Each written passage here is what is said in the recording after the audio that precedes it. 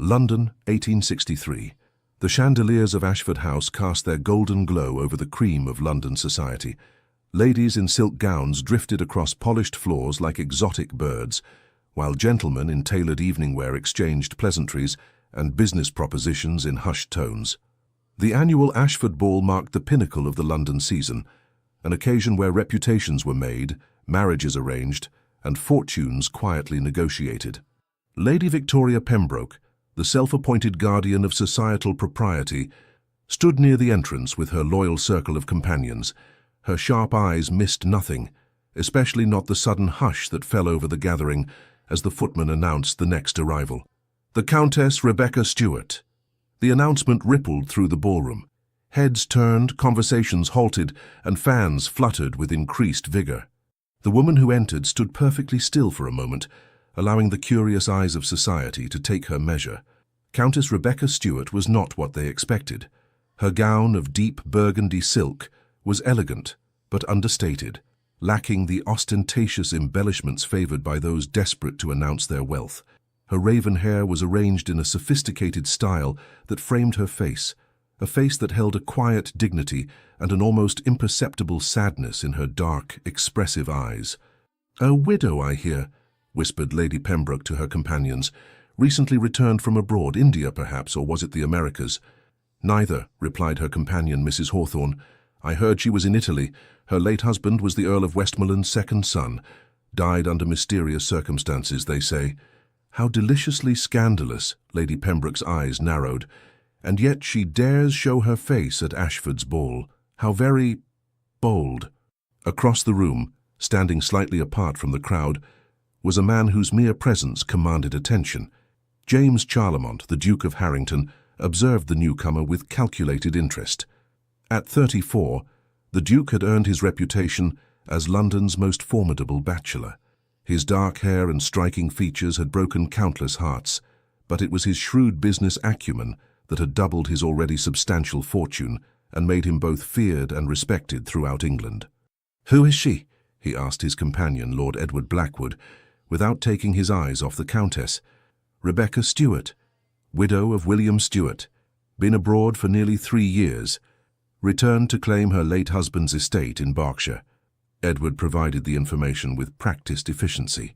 As the Duke's closest friend, he was accustomed to his sudden interests in beautiful women. "And what do we know of her character?" James continued, watching as Rebecca politely acknowledged Lady Ashford's welcome. "Very little. Keeps to herself. Declined most invitations until this one. The gossips have been working overtime, of course. Some say she fled England after her husband's death due to scandal. Others claim she was in mourning. No one seems to know the truth." A slight smile played at the corner of the Duke's mouth. "A mystery, then."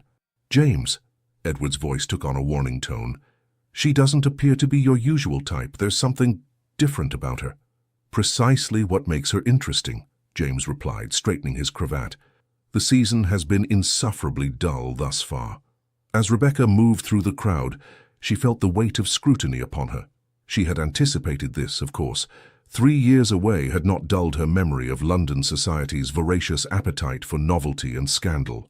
She kept her chin lifted, her smile polite but reserved. The whispers followed her like shadows. "They say her husband gambled away their fortune before his death. I heard she has a child hidden away somewhere. My cousin swears she was seen in the company of an Italian count." Rebecca had learned to let such words wash over her like rain. None of these people knew her truth, and she intended to keep it that way. "Countess Stewart," a deep voice interrupted her thoughts. "May I have the honor of this dance?" She turned to find herself looking up at the Duke of Harrington.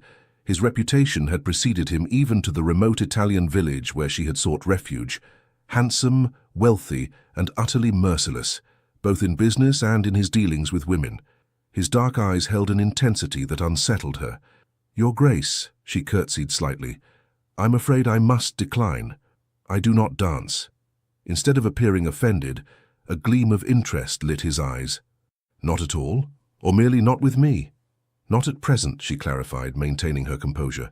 "I have only recently returned to society." "All the more reason to announce your return properly," he countered smoothly. "One dance, Countess. Surely your period of mourning allows for that small pleasure." Rebecca studied him, recognizing the practiced charm that had undoubtedly swayed many women before her. "My mourning is my own affair, Your Grace, as are my pleasures." She offered a smile that didn't quite reach her eyes. "If you'll excuse me."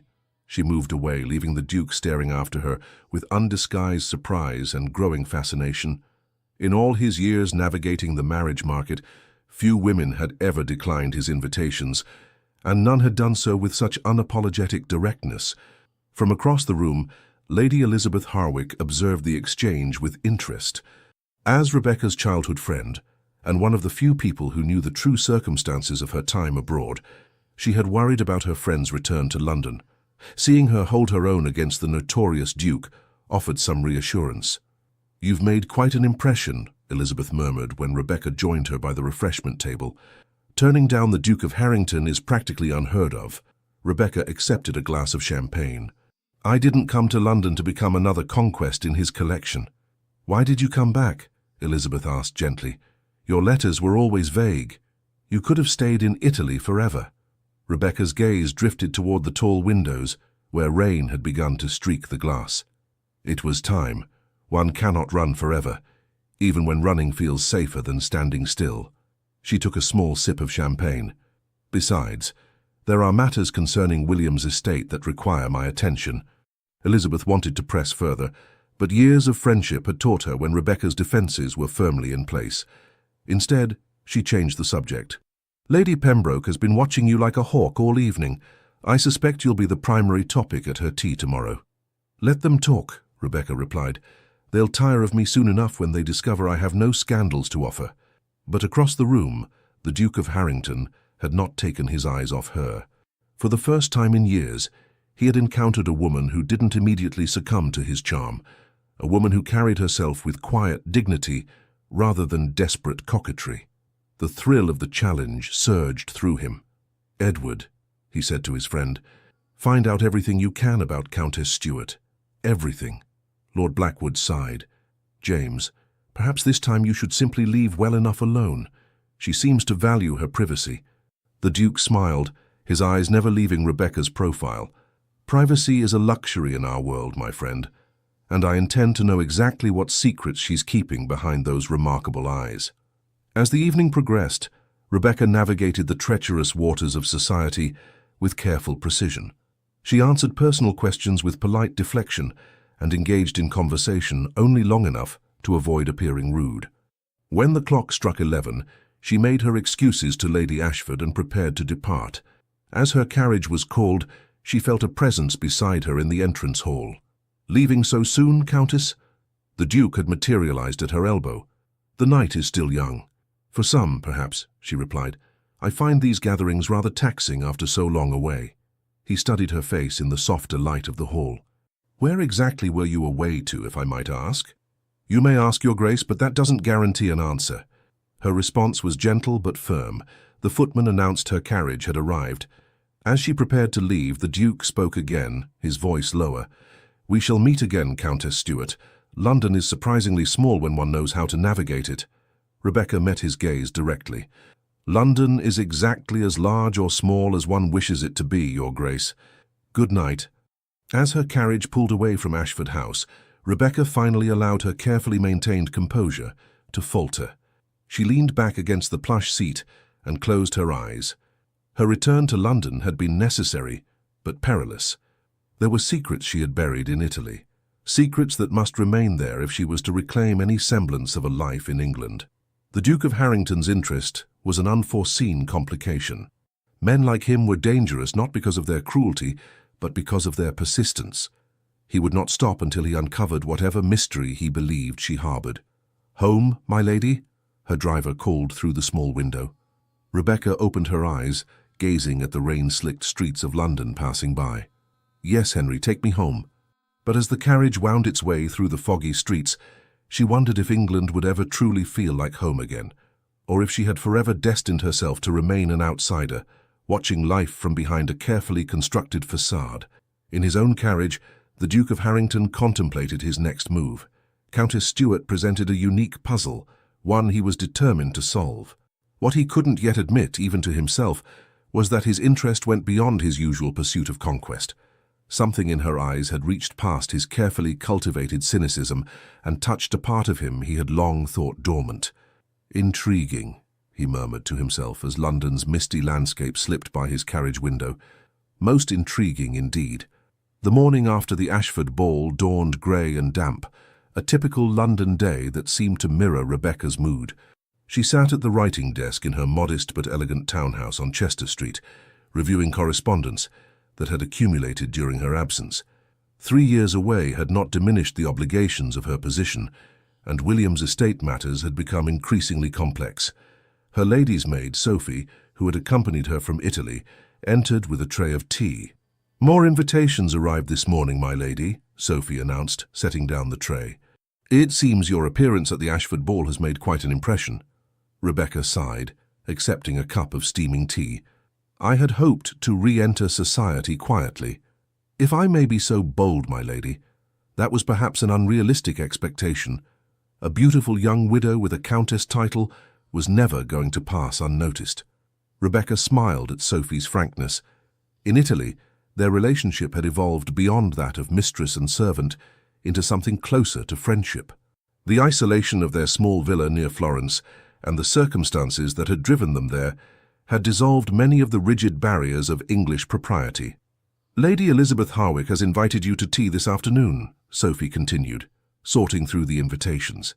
"And Lady Pembroke has requested your presence at her musical evening tomorrow.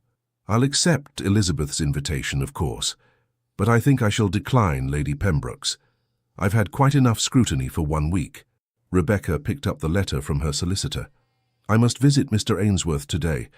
There are matters regarding Briarwood that require my attention." Briarwood Estate had been William's family home in Berkshire, passed down through generations of Stuarts. After William's death, the property had fallen into legal limbo, partly due to her absence and partly due to William's substantial debts, which had only come to light after his passing. "Will you be claiming the estate, my lady?" Sophie asked, her voice careful. They both knew what returning to Briarwood would mean, facing the memories of her brief, troubled marriage. "I must. It's all that remains of William's legacy, and I owe it to his family name to restore it if possible." Rebecca set down her teacup with resolution. "Besides, I cannot stay in London indefinitely. The expense alone would be prohibitive." Later that morning, Rebecca's carriage brought her to the offices of Ainsworth & Son Solicitors, located in a respectable building near Lincoln's Inn Fields. Mr. Ainsworth, a gentleman in his 60s with kind eyes behind wire-rimmed spectacles, received her with evident relief. "Countess Stuart, what a pleasure to see you in person after all our correspondence. Please, take a seat." He gestured to a comfortable chair before his desk. "Thank you for seeing me on such short notice, Mr. Ainsworth. I'm eager to resolve the situation with Briarwood." The solicitor's expression grew serious as he retrieved a substantial file. "I wish I had better news, my lady. The estate's financial situation is even more precarious than we initially believed. The late Earl's debts were considerable." Rebecca had suspected as much. William had been charming and aristocratic, but his gambling habits had strained their marriage from the beginning. "How considerable?" "Without additional funds, I fear Briarwood may have to be sold to satisfy the creditors." The news, though expected, still struck her like a physical blow. "That cannot happen, Mr. Ainsworth. Briarwood has been in the Stuart family for 5 generations. I understand your attachment, but unless you can raise approximately £5,000 within the next 3 months, I see no alternative." Rebecca's mind raced. Her own modest inheritance from her father had sustained her in Italy, but it was nowhere near sufficient to cover such a sum. There must be some other solution. "There is one possibility," Mr. Ainsworth said hesitantly. "Lord Richard Stuart, your late husband's cousin, has expressed interest in the property. He has offered to clear the debts in exchange for ownership." "Richard?" Rebecca's surprise was evident. William's cousin had shown little interest in family matters during William's lifetime. "Why would he want Briarwood now?" "Coal, my lady. Preliminary surveys suggest there may be valuable deposits beneath the north pastures. Lord Richard has recently invested heavily in mining ventures." Rebecca felt a surge of indignation. "So he would turn a family estate into a coal mine?" "I believe that is his intention, yes. That is entirely unacceptable." She straightened her posture, her resolve hardening. I need time, Mr. Ainsworth. Surely we can delay the creditors somewhat. The solicitor looked sympathetic. I've already negotiated one extension. The most I can offer is 3 months, and that's only because your family name still carries some weight. But after that, he spread his hands in a gesture of helplessness. 3 months will have to suffice. Rebecca rose to her feet. Please draw up whatever papers are necessary to prevent Lord Richard from taking action in the meantime. I will find a way to save Briarwood. As she left the solicitor's office, Rebecca's mind was so preoccupied that she nearly collided with a tall figure on the steps. Countess Stuart, the familiar deep voice sent an unwelcome shiver down her spine. What a fortunate coincidence. The Duke of Harrington stood before her, impeccably dressed in a dark coat and top hat. His expression suggested that their meeting was anything but coincidental. Your Grace, she acknowledged with a slight nod, I find it difficult to believe in such remarkable coincidences. A smile played at his lips. Perhaps fortunate planning would be more accurate. I happen to hear you had business in this part of town today. Rebecca's eyebrow arched. You're having me followed? Not followed, merely observed. London can be dangerous for a lady alone. I assure you, I've navigated far more perilous situations than London's legal district at midday. She attempted to step around him, but he moved slightly to block her path. I've been thinking about our conversation last night, he continued, undeterred. Or rather, our lack of proper conversation. I believe we started on the wrong footing. Did we? I thought I made my position quite clear. Indeed. Which is why I'm here to offer a truce. Allow me to escort you to Lady Elizabeth's tea this afternoon. Rebecca's surprise must have shown on her face, because his smile widened. Yes, I know of your invitation. Lady Elizabeth is my second cousin, though we rarely acknowledge the connection. How very thorough your observations are, she replied coolly. However, I must decline. I prefer to make my own way. The Duke studied her face, noting the tension around her eyes and the slight pallor of her complexion. You've received troubling news from your solicitor. It wasn't a question, and his perception unsettled her. My affairs are my own concern, Your Grace. Perhaps they're a concern we might share. His voice lowered. I have some experience with legal matters and substantial resources at my disposal. I could be of assistance. For a brief moment, Rebecca was tempted. £5,000 would be nothing to a man of his wealth. But she knew such help would come with expectations she was unwilling to meet. Thank you, but no. Good day, Your Grace. This time, when she moved to pass him, he stepped aside. You're an unusual woman, Countess Stuart, he called after her as she descended the steps. Most people in this city would jump at an offer of my assistance. Rebecca paused and looked back at him. Perhaps that explains why you find my refusal so intriguing. I imagine it happens rarely. She continued to her waiting carriage, feeling his eyes on her back. Once inside, she took a steadying breath. The Duke was dangerous, not just because of his reputation with women, but because he seemed to see through her carefully constructed facade. Such perception could lead to questions she couldn't afford to answer. Her driver turned toward Chester Street, but on impulse Rebecca called out, "Change of plans, Henry. Take me to Paxton's bookshop on Oxford Street first." If she was to find a solution to her financial troubles, she needed information. Specifically, information about potential investments that might yield returns substantial enough to save Briarwood.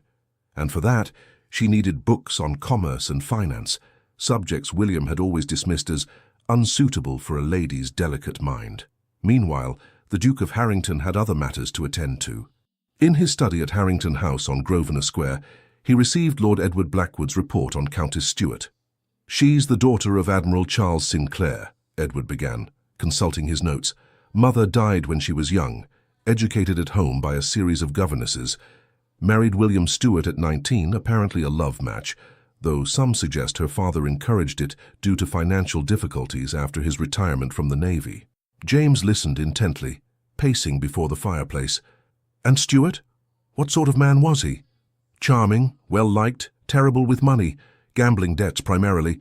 Died in a riding accident 3 years ago at their country estate." "After which she immediately left England," James noted. "Why Italy, specifically?" Edward hesitated. "That's where things become unclear. She has no known family connections there. She took only her lady's maid and lived very quietly in a small villa near Florence. Few visitors, minimal correspondence. Almost as if she were hiding, James mused. Or mourning, Edward countered. Not everyone processes grief publicly. What about her financial situation? Precarious. Stuart left significant debts. The estate in Berkshire, Briarwood, is apparently at risk of being sold to satisfy creditors. She has a modest income from her father, but nothing that would save the property. James stopped pacing, his expression thoughtful. Interesting. And her reputation? Any scandals besides her hasty departure? None that I could uncover. By all accounts, she was a devoted wife despite Stuart's indiscretions. He was unfaithful, James's voice sharpened. Notoriously so, I'm afraid. It was something of an open secret in certain circles. This information stirred an unexpected feeling in James, something close to indignation on Rebecca's behalf. He dismissed it quickly. What of her activities in Italy? Surely a young, beautiful widow didn't live like a nun for 3 years. Edward shifted uncomfortably. James, I must say, this level of investigation feels excessive even for you. The Countess seems to value her privacy. Privacy often conceals secrets, Edward, and secrets are valuable in our world. James poured 2 glasses of brandy, handing one to his friend. Besides, my interest is purely academic. Nothing about your interest in women is academic, Edward replied dryly, accepting the drink. You're hunting, as you always do. I merely suggest that this particular prey might deserve to be left in peace. James smiled thinly. Your concern for the Countess is touching, but I assure you my intentions are honourable. Your intentions are never honourable where beautiful women are concerned. Perhaps it's time for that to change. The words surprised James almost as much as they did Edward, who nearly choked on his brandy. Good heavens, Edward exclaimed. Don't tell me one brief encounter has you contemplating reformation. James laughed, though it didn't quite reach his eyes. Hardly, but she presents a unique challenge, and I find myself curious about what lies beneath that composed exterior. Be careful, my friend. Some mysteries are better left unsolved. As the afternoon progressed, Rebecca found herself at Elizabeth's elegant home in Belgravia, where a small gathering of ladies had assembled for tea. To her relief, Lady Pembroke was absent, though several of her closest associates were present, their eyes following Rebecca's every move. You look exhausted, Elizabeth murmured as she poured tea for her friend. Was your meeting with the solicitor that dreadful? Worse than I anticipated, Rebecca admitted quietly. Briarwood may be lost unless I can raise a substantial sum within 3 months. Elizabeth's expression grew concerned. How substantial? £5,000. Oh, Rebecca, Elizabeth set down the teapot. That's significant. Indeed. And to complicate matters, William's cousin Richard is circling like a vulture. He wants to turn Briarwood into a coal mine. Elizabeth's nose wrinkled in distaste. That odious man. I remember him from your wedding. He spent the entire time complaining about the quality of the champagne while drinking excessive amounts of it. Despite her troubles, Rebecca smiled at the accurate description. The very same. I cannot allow him to destroy William's home, Elizabeth. Whatever our marriage became, I owe his family legacy more respect than that. Perhaps you could find an investor, Elizabeth suggested. Someone who might advance the money in exchange for a share in the estate's future profits. That was my thought as well. I've purchased several books on finance and investment opportunities. There must be some venture that could yield sufficient returns in time. Elizabeth hesitated, then leaned closer. There is another option, though I hesitate to suggest it. At this point, I'm open to any possibility. Marriage, Elizabeth said simply. There are several eligible gentlemen who would consider £5,000 a small price for a countess of your beauty and breeding. Rebecca's teacup clattered against its saucer. I have no intention of marrying again, Elizabeth. Not for money, not for security, not for anything. The vehemence in her voice caused several nearby ladies to glance in their direction. Elizabeth lowered her voice further. I understand why you feel that way after William, but not all men are like him. Perhaps not, but I've had quite enough of placing my fate in a man's hands. Rebecca composed herself. Besides, who would want a wife with my complicated history? You underestimate your appeal, Elizabeth replied. Half the gentlemen at the Ashford ball couldn't take their eyes off you, including the Duke of Harrington. At the mention of the Duke, Rebecca's expression closed. That man is the last person I would ever consider. His reputation with women is certainly problematic, Elizabeth conceded, but he is obscenely wealthy, and by all accounts, brilliant in business matters. He's also arrogant, presumptuous, and entirely too used to getting his own way. Rebecca set down her cup with finality. No, Elizabeth, I will find another solution. As if summoned by their conversation, a commotion at the entrance to the drawing room announced a new arrival. The Duke of Harrington strode in, commanding the attention of every lady present. He made a beeline for Elizabeth, bowing gracefully. "Cousin Elizabeth, forgive the intrusion. I was passing by and thought I might pay my respects." Elizabeth's surprise was evident. "Cousin James, what an unexpected pleasure. You haven't graced my humble gatherings in— Has it been 2 years?" "An oversight I deeply regret," he replied smoothly, his eyes finding Rebecca. "Especially when you host such distinguished guests. Countess Stuart, we meet again." Rebecca inclined her head slightly. "Your Grace, what a remarkable coincidence. The second today." The spark of amusement in his eyes confirmed her suspicion that nothing about his appearance was coincidental. "May I join you, ladies?" Without waiting for an answer, he seated himself in the vacant chair beside Rebecca. Elizabeth, clearly torn between amusement and concern for her friend, excused herself to attend to her other guests, leaving Rebecca alone with the Duke. "You're being terribly obvious, Your Grace," Rebecca said quietly, her eyes on the gathering rather than on him. "Am I? How refreshing. I typically pride myself on subtlety. What do you want?" She turned to face him directly, keeping her voice low. "Because this persistent attention is becoming tiresome." Instead of taking offense, he smiled. "Direct and honest. I appreciate that quality. Very well, I'll be equally direct. I want to know you, Countess Stuart. The real you, not the carefully composed facade you present to society." His frankness caught her off guard. "Why?" "Because you intrigue me. You're not like the other women in our circle. You don't simper, you don't flirt, you don't angle for attention or advantage. It's, refreshing. Perhaps I simply have no interest in the games of the ton." "Precisely. And that makes you the most interesting person in London at present." He leaned slightly closer. "I also suspect you're in trouble and could use an ally." Rebecca stiffened. "As I told you earlier, my troubles are my own. Briarwood is in jeopardy," he stated bluntly. "You need £5,000 to save it from William's creditors and his cousin's mining ambitions." She stared at him, shock momentarily breaking through her composure. "How could you possibly know that?" "I make it my business to know things, Countess. Information is power in our world." His voice softened slightly. "I could help you." "In exchange for what?" Rebecca's tone was icy. "Nothing inappropriate, I assure you. Merely your company. Dinner, perhaps. Conversation. A chance to know the woman behind the mystery. And if that doesn't satisfy you, what then?" The Duke's expression grew serious. "Contrary to what you may have heard, I'm not in the habit of forcing my attentions where they're not welcomed. I'm proposing a business arrangement, nothing more. Unless, of course, you desire something more." Rebecca nearly laughed at his audacity. "You are remarkably sure of your appeal, Your Grace." "Not at all. I'm merely offering options." He glanced around the room, noting the curious eyes upon them. "You need a solution, and quickly. I can provide it, with no strings attached beyond the pleasure of your company." The offer was tempting, dangerously so. But Rebecca had learned the hard way that men's promises often came with hidden costs. "I appreciate your generous offer, but I must decline." For the first time, genuine surprise crossed the Duke's features. "For you would rather lose Briarwood than accept my help. That seems an excessive price for pride." "It isn't pride, Your Grace, it's experience." Rebecca rose to her feet. "I've learned the danger of becoming indebted to men who collect beautiful things.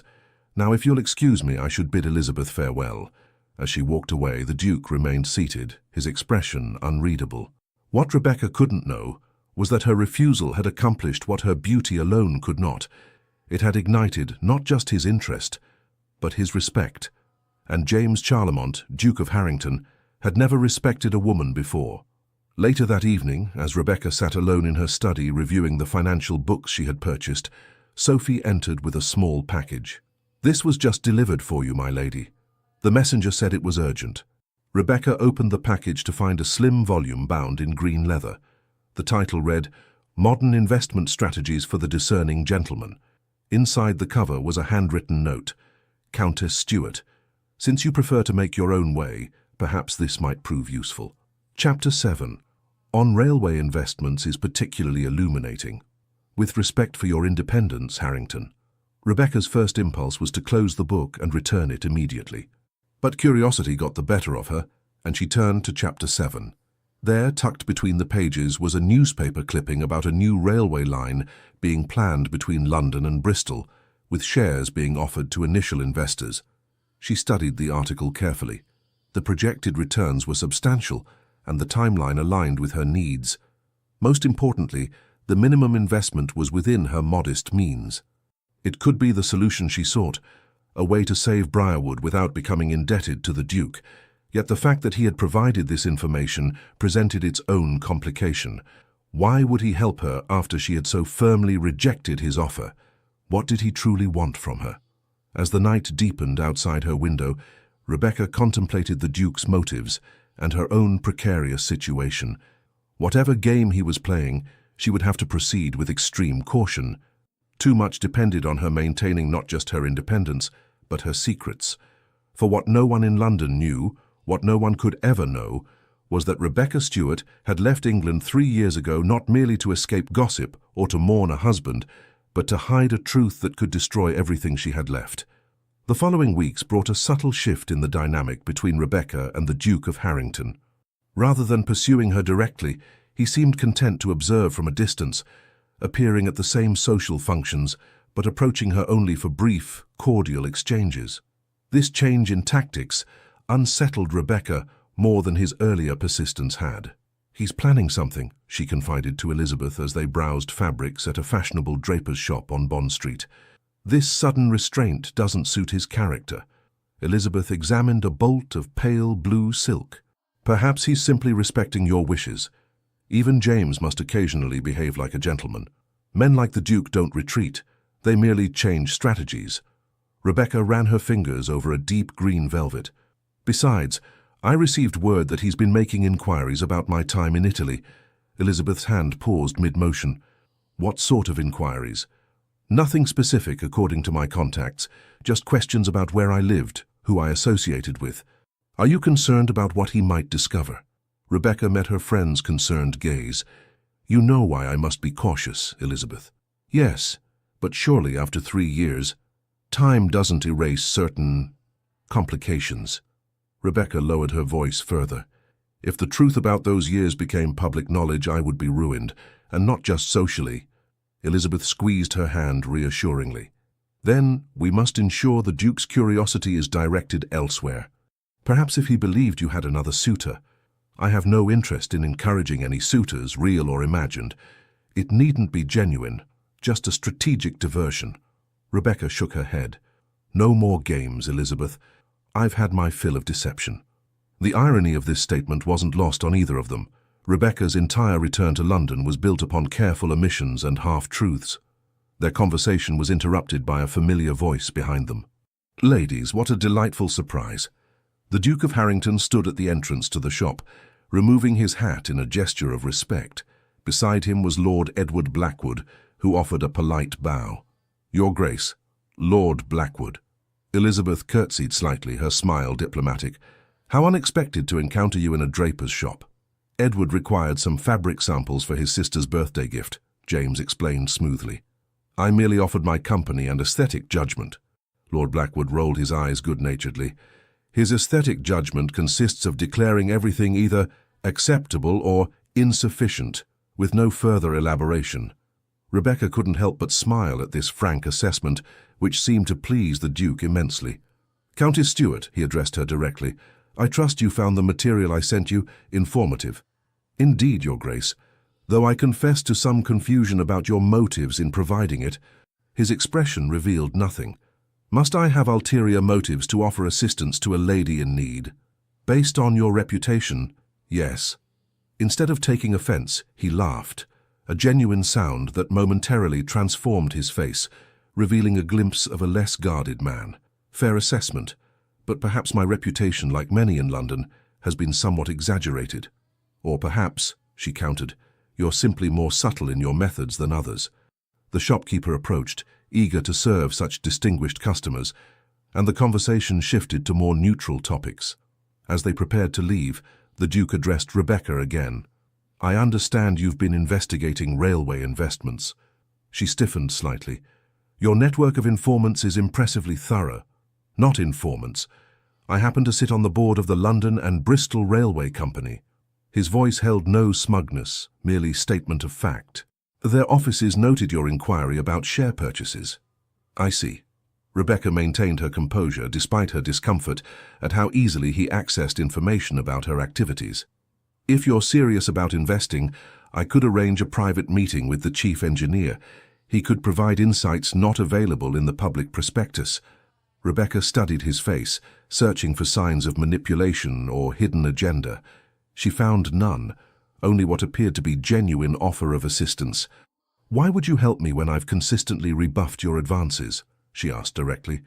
Something shifted in his expression, a brief vulnerability quickly masked. "Perhaps I'm attempting to demonstrate that not all men have ulterior motives." "A noble sentiment, but somewhat contradicted by your reputation." "Reputations, as I said, can be misleading." He glanced at Elizabeth and Lord Blackwood, who had discreetly moved away to give them privacy. The meeting would be entirely professional. "You're free to bring Lady Elizabeth as a companion, if that would make you more comfortable." Rebecca considered the offer. The railway investment represented her best hope of saving Briarwood, and insider information could prove invaluable. Yet accepting his help meant forming a connection she had been determined to avoid. "I'll consider it," she finally said. "You may send the details to my residence on Chester Street." His smile held genuine pleasure. "Excellent. I shall arrange it for tomorrow afternoon if that suits you." After the gentleman departed, Elizabeth hurried back to Rebecca's side. "What did he say to put that expression on your face?" "He's offered to arrange a meeting with the chief engineer of the railway company." "And you accepted?" Elizabeth's surprise was evident. "I said I would consider it." Rebecca gathered her purchases, her mind racing. "Which I am. Logically, it's an opportunity I would be foolish to refuse." "But you're concerned about his motivations." "Constantly," Rebecca sighed. "Yet I cannot deny that his assistance thus far has been genuinely helpful, with no apparent expectations." "Most unusual for James," Elizabeth mused as they exited the shop. "In all the years I've known him, I've never seen him pursue a woman with such restraint." "Perhaps that's precisely what concerns me," Rebecca admitted. "This deviation from his established pattern suggests something different in his intentions, and different is unpredictable." The following afternoon found Rebecca and Elizabeth in the modest but respectable offices of the London and Bristol Railway Company. The chief engineer, Mr. Harrison, a practical man in his 50s with intelligent eyes and ink-stained fingers, had laid out detailed maps and financial projections for their review. "The Duke mentioned you were interested in becoming an investor, Countess Stewart," he said, pointing to a section of the route map. "We've secured most of the necessary land rights, and construction begins next month on the first section. Initial investors stand to realize a 15% return within the first year, potentially doubling their investment by completion." Rebecca studied the documents carefully. "And what are the primary risks?" Mr. Harrison looked impressed by the question.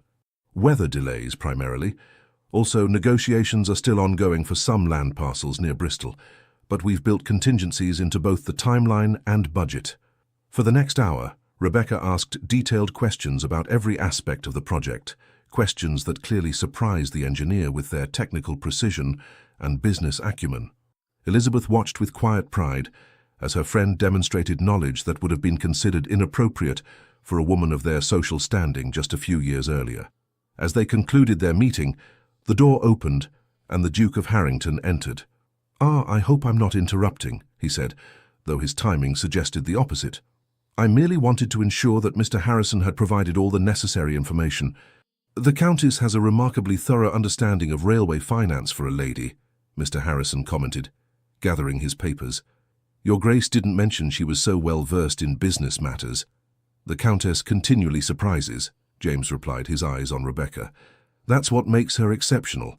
After the engineer excused himself, the Duke turned to the ladies. "I trust the meeting was informative." "Extremely," Rebecca acknowledged. Thank you for arranging it. Have you decided whether to invest? I believe I shall. The potential returns align with my requirements and the risks seem manageable. Excellent. He hesitated, then continued. I wondered if you ladies might join me for tea. My carriage is waiting, and there's a matter I'd like to discuss with you, Countess. Elizabeth glanced at Rebecca, who gave a slight nod. That would be acceptable, Your Grace. Instead of a public tea room, the Duke's carriage brought them to Harrington House, his imposing mansion on Grosvenor Square. The ladies were shown to an elegant sitting room overlooking manicured gardens, where a tea service awaited them. I hope you don't mind the privacy, James said as a footman poured the tea. What I wish to discuss is somewhat delicate. Rebecca's guard immediately rose. I cannot imagine what delicate matters we might need to discuss, Your Grace. He waited until the footman had exited before responding. It concerns Lord Richard Stuart. The mention of William's cousin caused Rebecca to set down her teacup. What about him? He's been making inquiries about your financial situation. Rather pointed ones. Elizabeth frowned. How do you know this? Lord Richard approached one of my business associates seeking capital for his mining venture. He was quite specific about his plans for Briarwood once he acquires it, which he seems confident will happen within 3 months. Rebecca's stomach tightened. His confidence is premature. Perhaps. But he mentioned something curious. The Duke's eyes held Rebecca's. He suggested there might be irregularities in your husband's will that could expedite his claim. That's absurd, Rebecca said, though her voice lacked conviction. William's will was properly executed and witnessed. So I would assume. However, Lord Richard implied that certain facts about your departure from England might invalidate your inheritance rights. The blood drained from Rebecca's face. Elizabeth immediately reached for her friend's hand. What exactly did he say? Elizabeth demanded. The Duke's expression softened. Nothing specific, but his insinuations were troubling enough that I felt you should be warned, Countess. Rebecca composed herself with visible effort. Thank you for bringing this to my attention. I shall inform my solicitor immediately. If I may, James leaned forward slightly, whatever Richard believes he knows, or thinks he knows, I could help you counter it. My influence in certain circles could ensure that any rumors he attempts to spread are discredited. The offer hung in the air between them. Rebecca felt trapped between the threat Lord Richard posed and the unknown consequences of accepting the Duke's help. Why? She finally asked. Why involve yourself in my troubles? What do you gain? For a moment, James seemed genuinely at a loss for words, an unusual state for a man known for his verbal facility. I'm not entirely certain, he admitted with surprising candor. Initially, I confess it was curiosity, then challenge, but now... He paused. Now I find myself concerned for your welfare in a way that exceeds mere interest or amusement. The honesty in his voice was disarming. Rebecca exchanged a glance with Elizabeth, who gave an almost imperceptible nod of encouragement. I appreciate your concern, Your Grace, but I've learned through bitter experience that accepting help often comes with unexpected costs. Not in this case, he countered. Consider it reparation for the many times I've behaved less than honorably toward women in the past. A ghost of a smile touched Rebecca's lips. Seeking redemption, Your Grace? Perhaps. Or perhaps I simply wish to prove myself capable of disinterested kindness. His smile matched hers. Though I will admit, your company is far from a hardship. The atmosphere in the room had shifted, the tension giving way to something more complex, a tentative connection neither had anticipated. Elizabeth, sensing the change, rose to her feet. If you'll both excuse me, I need to speak with the Duke's housekeeper about a matter concerning my aunt's former lady's maid. I believe she's now in your employ, Your Grace. James looked momentarily confused, then understanding dawned. Ah, yes, Mrs. Jenkins. By all means, Lady Elizabeth. Harrison will direct you. After Elizabeth departed, Rebecca and James sat in silence for a moment.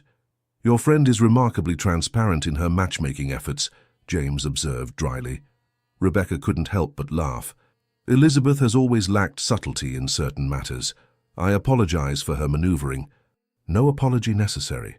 I find myself grateful for the opportunity to speak with you privately. The warmth in his voice caused Rebecca to study him more carefully. The Duke of Harrington she had heard about, The calculating seducer, the merciless businessman, seemed at odds with the man sitting before her now. His expression held none of the practiced charm he had displayed at the Ashford ball. Instead, there was something almost vulnerable in his gaze. "You puzzle me, Your Grace," she admitted. "Your reputation suggests a man who views women as conquests, yet your actions toward me have been considerate. Perhaps because you're the first woman who has ever looked at me and seen past the title, the wealth, and the rumors." He leaned back in his chair. "Do you know what it's like to be viewed not as a person, but as a position in society?" The question resonated with Rebecca in ways he couldn't know. "More than you might imagine. When we met at the Ashford ball, you didn't see the Duke of Harrington. You saw a man you found presumptuous and arrogant, which, admittedly, I was." His smile held self-deprecation. "You judged me on my behavior, not my status. It was refreshing. I doubt being found wanting was truly refreshing. Honesty always is, however uncomfortable." He set down his teacup. "May I ask you something personal, Countess?" Rebecca tensed slightly. "You may ask. I reserve the right not to answer." "Fair enough." He studied her face. "Why did you really go to Italy after your husband's death? The conventional period of mourning could have been observed in England." Of all the questions he might have asked, this one struck closest to her hidden truth. Rebecca considered her response carefully. "Grief expresses itself differently in each person, Your Grace. I found I could not breathe in England after William died. Too many memories, too many expectations. Italy offered anonymity and peace. It wasn't a lie, merely an incomplete truth, something Rebecca had become adept at providing." "And did you find peace there?" "For a time." She looked past him to the garden beyond the window. "But one cannot hide from life forever." "Is that what you were doing? Hiding?" The direct question caught her off guard. Before she could formulate a response, he continued, "Forgive me. That was presumptuous." He rose and moved to the window. "We all have reasons for the choices we make, reasons we don't always wish to share with others." Something in his tone suggested personal experience with secrets. Rebecca found herself curious about this man, who seemed so different in private than his public persona suggested. "What about you, Your Grace? Does your reputation accurately reflect the man you are?" He turned back to face her, sunlight from the window casting half his face in shadow. "Parts of it, perhaps.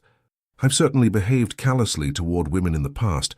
I've been ruthless in business. I've cultivated an image of detachment that serves me well in society." He paused. "But no, the reputation doesn't tell the whole story. Few reputations do." "And what parts does it miss?" His smile was tinged with irony. "That's a question I rarely consider. Perhaps that I read poetry, that I've funded 3 orphanages anonymously, that I find most social functions tedious beyond endurance." "Why maintain the facade, then?" "The same reason anyone does, I imagine, protection." He moved back to his seat. "The world is kinder to those who meet its expectations, even if those expectations are unflattering." Rebecca found herself nodding in understanding. "It's easier to be the person others believe you to be than to convince them you are someone else entirely." "Precisely." His eyes held hers with unexpected intensity. "Though occasionally one meets someone who makes them wish to be seen for who they truly are." The implication hung in the air between them. Rebecca felt a curious fluttering in her chest, something she had not experienced since before William's betrayals had hardened her heart. "I should find Elizabeth," she said, rising abruptly. "We've imposed on your hospitality long enough." James stood as well. "Before you go, I want to make something clear about Richard Stewart. Whatever he believes he knows or can prove, I can help you counter it. No expectations, no conditions." "Why would you do that?" "Because I believe you deserve better than to be at the mercy of a man like Richard." His voice was earnest. "And because, despite what society may think of me, I am capable of simple human decency." Rebecca wanted to believe him. After years of guarding her heart and her secrets, the prospect of an ally, someone who might protect rather than threaten her precarious position, was tempting beyond measure. "Thank you," she said finally. "If Lord Richard makes any moves against me, I will consider your offer." It was a small concession, but the relief in James's eyes suggested it meant more to him than she had intended. As Rebecca and Elizabeth departed Harrington House, the Duke handed Rebecca into the carriage himself. Their gloved hands touched briefly, and for a moment something unspoken passed between them. a recognition of change, a possibility neither had anticipated. "Until next time, Countess Stuart," he said softly. "Until next time, Your Grace," she replied, surprised to find herself looking forward to that prospect. The carriage pulled away, leaving James standing on the steps of his mansion, watching until it disappeared from view. Inside, Rebecca sat in contemplative silence, while Elizabeth observed her with knowing eyes. "He's falling in love with you," Elizabeth stated simply. Rebecca shook her head. "Don't be absurd. The Duke doesn't fall in love. He conquers, he possesses, he discards. And yet I've never seen him look at anyone the way he looks at you." Elizabeth's voice softened. "More importantly, I've never seen you respond to anyone the way you respond to him." "I don't respond to him," Rebecca protested, though her conviction wavered. "You do. You come alive in his presence, arguing, challenging, engaging. It's the first time since William that I've seen the real Rebecca emerge from behind that carefully constructed facade of yours." Rebecca turned to gaze out the window at the passing streets of London. "Even if what you suggest were true, which it isn't, you know why any attachment would be impossible." Elizabeth reached across to take her hand. "Perhaps it's time to consider that the past need not define your future forever. 3 years is a long time, Rebecca. Circumstances change. People change." "Some things cannot change," Rebecca replied softly. "Some secrets cannot be shared. Not even with someone who might understand, who might help. Especially not with someone like the Duke." Rebecca's voice hardened.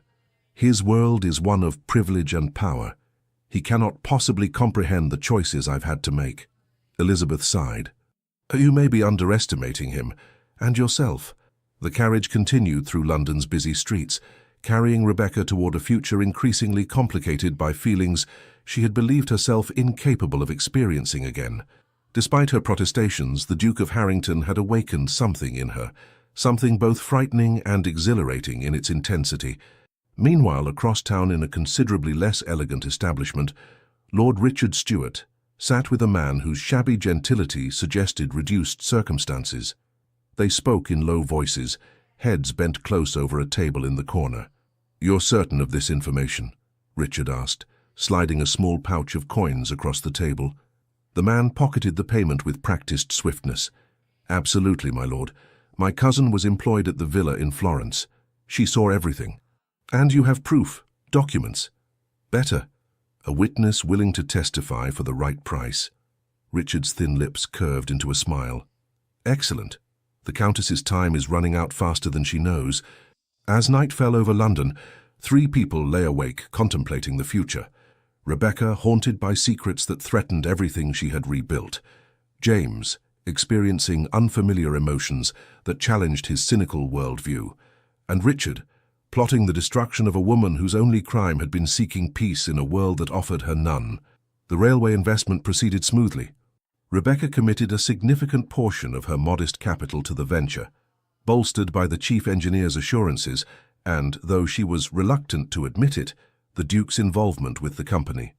Over the following weeks, preliminary reports indicated that construction was advancing ahead of schedule, increasing the likelihood of substantial returns.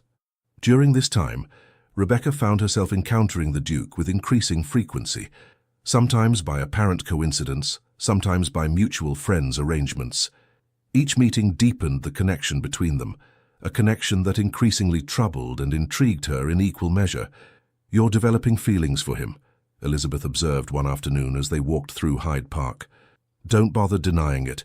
I've known you too long to be deceived by that serene expression." Rebecca adjusted her parasol against the spring sunshine. "I find him less objectionable than I initially believed. That's hardly a declaration of affection." Elizabeth laughed. "For you, that practically is a declaration. You've built such walls around your heart these past years that even acknowledging someone as less objectionable is remarkable progress. The walls exist for good reason.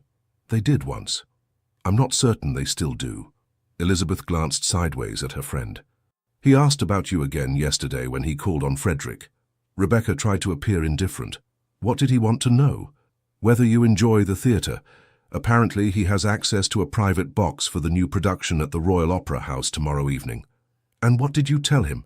"The truth, that you adored the theatre before your marriage, but haven't attended since your return from Italy. Elizabeth paused. I also mentioned that you particularly enjoyed Mozart. Rebecca sighed. You're incorrigible. I prefer helpful. Elizabeth's expression turned serious. He'll invite you, Rebecca, and I think you should accept. Why? So London society can speculate about another conquest for the notorious Duke? No, because I haven't seen you truly smile in 3 years except when you speak of him. Elizabeth took her arm. You deserve happiness, my dear friend. Despite what you may believe, you are not condemned to solitude forever because of the past. Rebecca wanted to protest, but found she lacked the conviction. The truth was, her feelings for James had evolved beyond her control or expectations. Despite her best efforts to maintain emotional distance, she found herself anticipating their meetings, replaying their conversations, wondering about the man behind the ducal facade. That evening, a messenger delivered a small package to her home. Inside was a leather-bound copy of Mozart's The Marriage of Figaro, with a note in now familiar handwriting. The Royal Opera House, tomorrow at 7. I'll send my carriage if you wish to attend. No expectations beyond the pleasure of your company and the beauty of Mozart. Yours, James. The use of his given name rather than his title struck Rebecca as significant, an invitation to greater intimacy that both alarmed and thrilled her. Sophie found her staring at the note long after she should have retired for the evening. A pleasant message, my lady, the maid inquired, preparing Rebecca's nightclothes.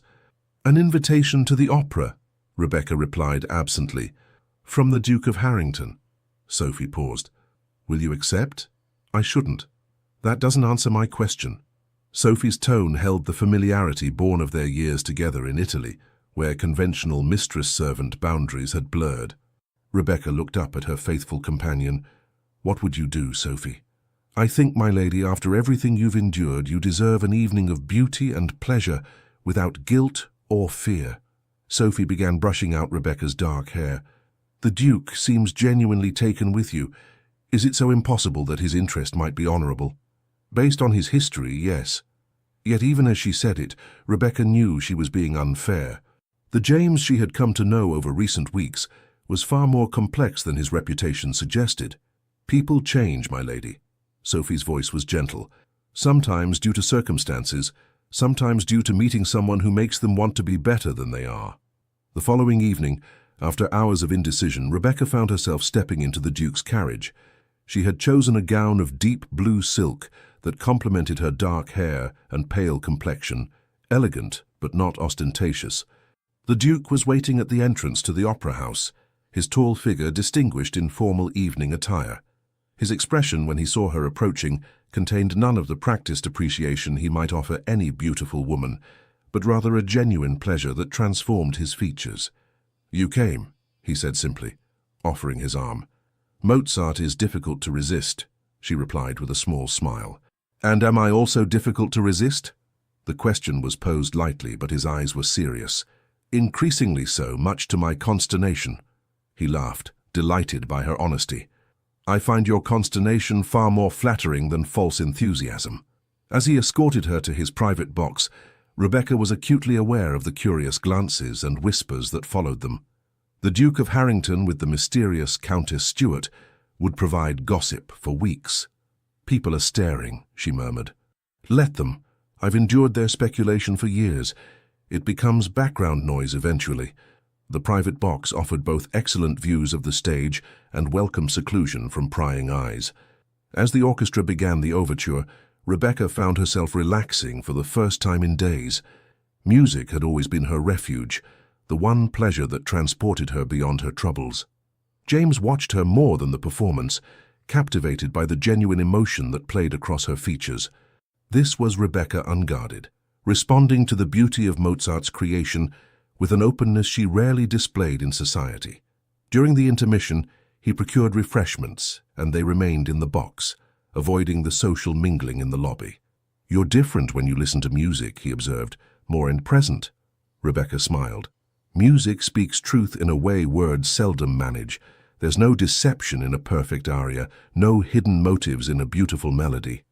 Unlike most people, she amended, though I'm beginning to believe there may be exceptions. He met her gaze directly. I would like to be an exception in your eyes." The honesty of the statement caught her off guard. Before she could respond, the orchestra began tuning for the second act, saving her from having to articulate feelings she wasn't ready to acknowledge. As the performance concluded and applause filled the opera house, James turned to her. "Would you consider taking a short walk before returning home? The night is unusually mild for spring." The request was innocent enough, yet Rebecca hesitated, knowing that prolonging their evening meant lowering her defenses further. "Just to the gardens behind the opera house," he clarified, sensing her reluctance. "Well within the bounds of propriety." "Very well," she agreed. "A short walk." The gardens were illuminated by strategically placed lanterns, creating pools of golden light among the shadows. A few other patrons strolled the pathways, providing the minimum chaperonage required by society's standards while allowing private conversation. "Thank you for joining me tonight," James said as they walked. "I've attended countless performances in that box, but never truly enjoyed one until seeing it through your eyes.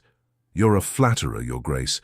"James," he corrected gently, "and it's not flattery if it's true."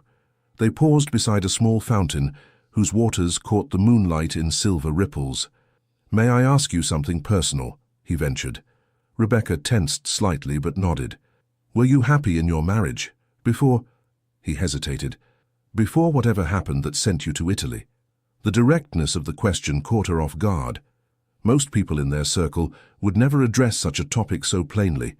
"Initially," she answered after a moment, "William was charming, attentive. He made me feel cherished. But it changed." "How?"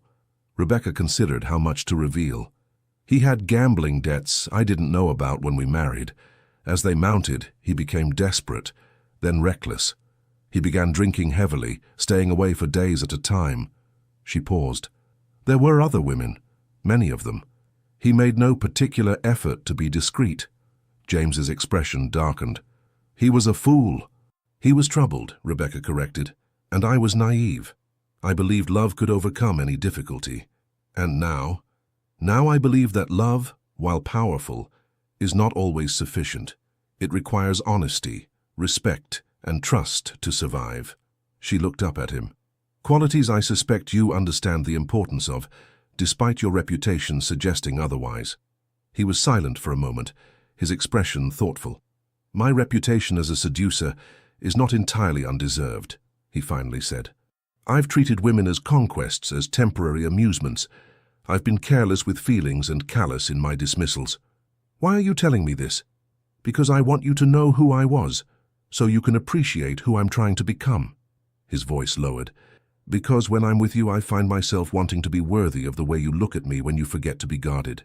The confession, so unexpected and sincere, stirred emotions Rebecca had long suppressed.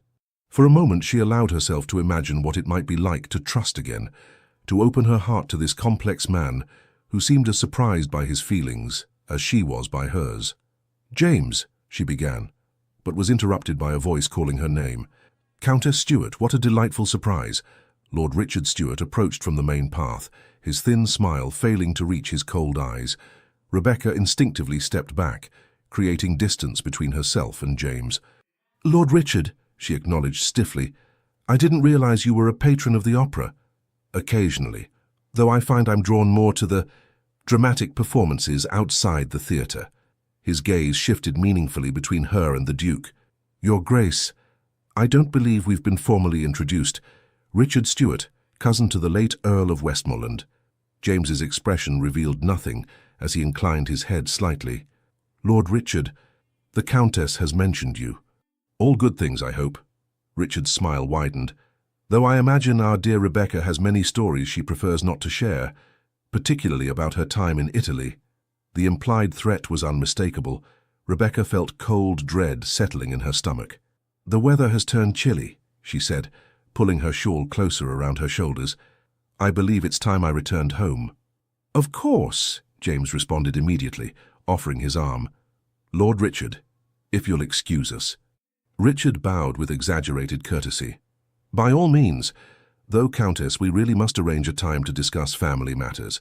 I've recently acquired some information about Briarwood that might interest you." "My solicitor handles all matters related to the estate," Rebecca replied coldly. "This is rather more personal than legal." Richard's eyes gleamed with malice. "Family secrets, you might say." James felt Rebecca's hand tighten on his arm. "Good evening, Lord Richard," he said with finality, steering Rebecca toward the main entrance where his carriage waited. Once they were safely inside the vehicle, Rebecca released a shaky breath. "I apologize for that unpleasant encounter." "No apology necessary." James studied her pale face with concern. "He was deliberately trying to intimidate you. May I ask why?" Rebecca turned to look out the window, unwilling to meet his eyes. "As I mentioned before, he wants Briarwood. He believes he has a stronger claim to it than I do." "Based on what?" "Legal technicalities, I assume." The lie tasted bitter on her tongue. James was silent for a moment. "Rebecca," he said finally, using her given name for the first time aloud, "I cannot help you if you won't trust me with the truth." She turned back to face him, her expression pained. "Some truths are too dangerous to share, even with those we care for." The admission of care hung between them, significant despite the circumstances. "There is nothing you could tell me that would change how I feel about you," he said quietly, "and nothing that would make me betray your confidence." For a brief, terrifying moment, Rebecca considered telling him everything. About William's final days, about her flight to Italy, about the secret she had guarded for 3 long years. The impulse was so strong she had to press her lips together to keep the words from spilling out. "I can't," she whispered. "Please understand." James took her hand gently. "Then know this. Whatever Richard thinks he knows or can prove, he will have to go through me to use it against you. I may not know your secret, but I will protect it as if it were my own." The promise, delivered with such conviction, brought unexpected tears to Rebecca's eyes. She had been alone with her burden for so long that the prospect of having an ally, even one who didn't know what he was defending, was overwhelming. "Thank you," she managed, her voice barely audible. They rode in silence for the remainder of the journey, hands still joined, each lost in thoughts of what had been said and what remained unspoken. When the carriage stopped at her townhouse, James escorted her to the door. "Despite Lord Richard's interruption, I hope you enjoyed the evening," he said. "I did." Rebecca found herself reluctant to part from him. The opera was magnificent, as was the company. His eyes held hers for a long moment. "May I call on you tomorrow? Perhaps a drive in the park if the weather permits." The proper response would be to decline, to retreat behind the walls she had built so carefully. But something in her rebelled against caution, against the loneliness that had been her companion for too long. "Yes," she said simply, "I would like that." His smile was like sunrise breaking through clouds. "Until tomorrow, then." He raised her gloved hand to his lips briefly, then returned to his carriage. Rebecca watched until it disappeared around the corner, her mind and heart in turmoil. Inside, Sophie was waiting to help her undress.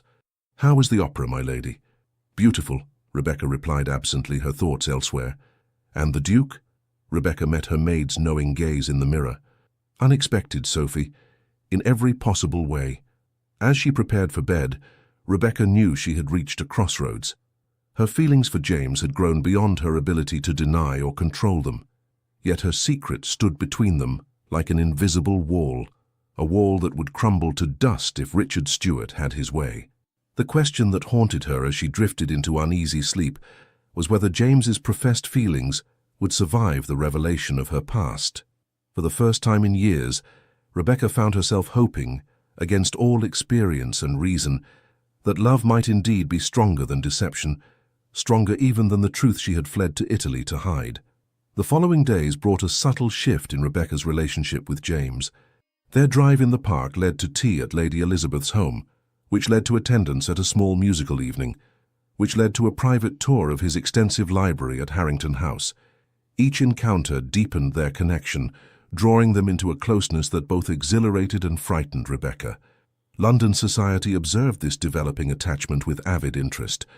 The notorious Duke of Harrington, pursuing a mysterious widow with apparent seriousness, provided fodder for endless speculation. "They say he's completely transformed," Lady Pembroke informed her circle of gossips over tea. "No other women, no gambling, scarcely any time at his club. It's most unnatural." Perhaps he's finally met his match, suggested Mrs. Hawthorne, though what he sees in her is beyond my comprehension. A widow with questionable connections and a failing estate hardly seems suitable for a duke. There must be something extraordinary about her we don't perceive, mused another lady. Or perhaps it's merely a more elaborate game than his usual pursuits. These rumors inevitably reached Rebecca, who tried to dismiss them, but found herself increasingly troubled by the public nature of their relationship. When James called upon her one afternoon in early May, she expressed her concerns. "People are talking, James." She paced the small drawing room of her townhouse. "Your reputation makes their assumptions particularly unsavory." He watched her from his seat by the window. "Does it matter what they think?" "Of course it matters. My position in society is already precarious. I cannot afford scandal." "Then give them something else to talk about," he suggested, his expression thoughtful. "Something that would silence the worst of the speculation." Rebecca paused in her pacing. "What do you mean?" James rose and crossed to stand before her. "Let me court you properly, Rebecca, openly, with honorable intentions." Her heart seemed to stop momentarily. "You cannot be serious." "I've never been more serious about anything in my life." His voice was steady, his gaze unwavering. "These past weeks have shown me what I never believed possible, that there exists a woman who sees me as I truly am and challenges me to be better than I have been." "James, you don't know me. Not truly. There are things in my past that would make you reconsider such feelings. Do you imagine my past is unblemished?" He took her hands in his. "I've told you about the man I was before I met you. I've made no secret of my failings, yet you've seen beyond them to who I am trying to become." Rebecca gently withdrew her hands. "My secrets are not mere failings, James. They are complications that would affect any future we might contemplate. Then share them with me. Let me decide for myself what I can accept." The plea was earnest, his expression open and vulnerable, in a way few people had ever seen. For a moment, Rebecca wavered. "I cannot," she said finally. "Not yet. Perhaps not ever." Instead of anger or frustration, his face showed only compassion. "Then I will continue to earn your trust until you can. But my feelings will not change, Rebecca, and my offer of courtship stands." Before she could respond, Sophie entered with a message. "Forgive the interruption, my lady, but this just arrived from Mr. Ainsworth. He said it was urgent." Rebecca took the sealed letter with a sense of foreboding. Breaking the seal, she scanned the contents, her expression growing increasingly troubled. "What is it?" James asked, concerned by the sudden pallor of her complexion. "Lord Richard has filed a formal challenge to my inheritance rights," she said, her voice barely audible. "He claims to have evidence that I abandoned my duties as William's wife prior to his death, which would invalidate my claim to Briarwood under the terms of the entailment." James moved to her side. "May I?" He gestured to the letter. After a moment's hesitation, she handed it to him. As he read, his brow furrowed. "This is nonsense," he declared. "Legal maneuvering designed to intimidate you. His so-called evidence is likely non-existent." Rebecca sank into a nearby chair. "You don't understand. He may indeed have evidence." A heavy silence fell between them. James carefully refolded the letter and placed it on the side table before kneeling beside her chair. "Rebecca," he said gently, "whatever it is you're afraid of, facing it with an ally is better than facing it alone." She looked at him, this man who had somehow breached her defenses and awakened feelings she had thought forever dormant. In his eyes, she saw not judgment, but unwavering support. "Very well," she whispered, "but not here. There are too many ears in London." "Where then?" "Briarwood." The decision formed as she spoke it. "It's fitting that you should hear the truth there, where it all began." James nodded, understanding the significance of her choice. "When?" "Tomorrow, before my courage fails me." She attempted a smile that didn't reach her eyes. "Though I warn you, what you learn may change everything between us." "Nothing could change how I feel about you," he insisted. Rebecca's expression was sad. "Don't make promises you cannot keep." The following day dawned clear and mild. James had arranged for his private carriage to convey them to Berkshire, with Elizabeth accompanying them as propriety demanded. The 3-hour journey passed in relative silence, each lost in their own thoughts. As they approached Briarwood Estate, Rebecca gazed out the window at the familiar landscape with mixed emotions. The rolling hills and ancient oak trees had once represented home and hope. Now they stood as silent witnesses to the collapse of those dreams. The house itself, a substantial Georgian manor of weathered stone, looked shabbier than she remembered. 3 years of minimal maintenance had taken their toll on the once pristine estate. "It's lovely," Elizabeth remarked, as the carriage wound up the long drive. "A bit neglected, perhaps, but the bones are beautiful." "It was magnificent when I first came here as a bride," Rebecca said softly. "William took great pride in the grounds, if not in the financial management of the estate." James observed the property with a critical eye. With proper investment, it could be restored relatively quickly. The structural elements appear sound. As the carriage stopped before the main entrance, an elderly man in the formal attire of a butler emerged from the house. "Mr. Simmons," Rebecca greeted him warmly as she alighted from the carriage. "How good to see you again." The butler bowed deeply. "Welcome home, my lady. We've prepared the main rooms as you requested, though I fear you'll find them not up to their former standard." "I'm sure they'll be perfectly adequate," she assured him. "May I present His Grace, the Duke of Harrington, and Lady Elizabeth Harwick?" Simmons bowed again, his expression revealing nothing of what must have been considerable surprise at her distinguished guests. "Refreshments have been laid in the drawing-room, my lady. Mrs. Collins has prepared luncheon for 1 o'clock. The interior of Briarwood confirmed James's assessment, structurally sound but showing clear signs of financial constraints in its maintenance. Faded fabrics, worn carpets, and empty spaces where valuable items had once stood told the story of William Stuart's financial mismanagement. After a brief refreshment, Elizabeth tactfully suggested she might like to explore the gardens, giving Rebecca and James the privacy their conversation required. When they were alone in the drawing-room, Rebecca moved to the window overlooking the south lawn. "I came to Briarwood as a bride of 19, she began without preamble. "My father had recently died, leaving me with a modest inheritance but no home of my own. William seemed like everything I could have wished for, handsome, charming, from a respectable family." She paused. "I was so desperately in love with him." James remained silent, giving her space to tell her story in her own way. "The first year was wonderful, or so I believed. I later discovered that even then he was gambling away his inheritance and accumulating debts. By our second anniversary, creditors were calling regularly. William began to stay away for days, sometimes weeks. When he returned, he often brought friends, men whose company I found distasteful." She turned from the window to face James. "One night, after a particularly disastrous evening at the gaming tables, William came home in a rage. He'd lost an enormous sum to Lord Richard, money he didn't have. Richard came with him, demanding payment." Her voice faltered. "William offered him an alternative form of payment." James's expression darkened as understanding dawned. "He offered you?" Rebecca nodded, the memory still painful despite the passage of time. "Not directly, of course. He suggested Richard stay as our guest, placed him in the bedroom adjoining mine, and then announced he had urgent business in London. Before he left, he told me to be hospitable to his cousin. His meaning was unmistakable. What did you do?" "I locked my door and did not emerge until William returned 3 days later. Richard was furious, of course. He felt cheated of his compensation." Her voice was bitter now. "William beat me for my disobedience. It was the first time, but not the last." James's hands clenched into fists, his jaw tight with anger on her behalf. "The blackguard," he muttered. "Had he lived, I would have called him out for such treatment." Rebecca gave a sad smile. "Dueling wouldn't have changed his nature. Nothing could." She moved to sit on a faded settee. "After that night, our marriage became a prison. William drank heavily and was often violent. He brought women into our home, sometimes serving maids, sometimes women from the village, occasionally ladies of his acquaintance who had no more morals than he did. Why didn't you leave him? Seek protection from family or friends?" "I had no family left.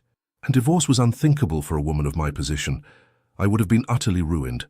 Besides, William made it clear that if I attempted to leave, he would ensure I was declared mentally unstable and confined to an asylum." She met James's gaze directly.